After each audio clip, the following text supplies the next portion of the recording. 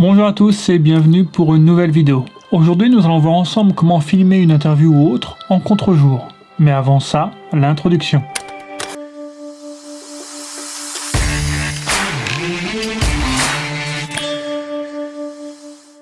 Vous aimez le monde de la photo et de la vidéo? N'hésitez pas à vous abonner à cette chaîne et à activer la cloche pour ne pas louper les prochaines vidéos.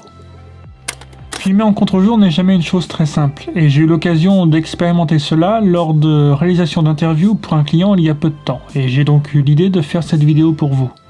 La difficulté principale de ce type de plan, c'est d'avoir à la fois votre fond, qui est généralement une lumière du jour par une fenêtre par exemple, de bien exposer, et à la fois votre sujet.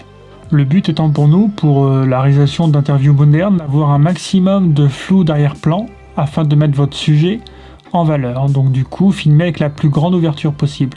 Prenons l'exemple suivant.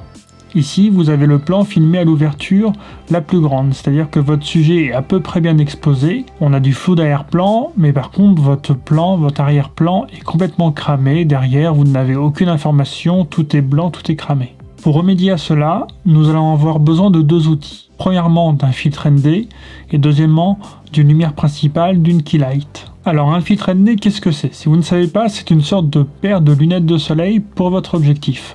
En fait, c'est un filtre que vous venez fixer à l'avant de votre objectif et il va vous permettre de filmer avec la plus grande ouverture possible sans forcément cramer votre image. Reprenons notre plan précédent et cette fois-ci, ajoutons un filtre ND. Comme vous le voyez, on récupère de l'information dans l'arrière-plan, il est maintenant beaucoup mieux exposé, il n'est pas du tout cramé. Par contre, l'inconvénient, c'est que votre sujet, dû à cette paire de lunettes de soleil, est lui vraiment sous-exposé, on a très peu d'informations à récupérer, et ce n'est donc pas exploitable ainsi.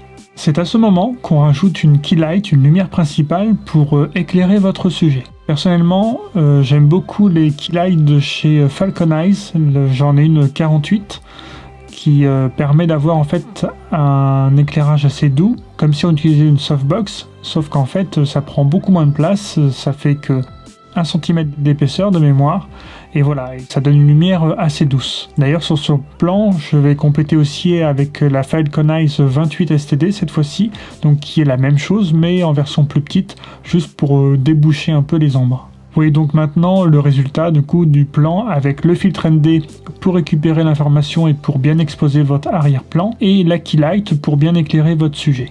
Voilà, j'espère que cette vidéo vous a plu et vous a aidé.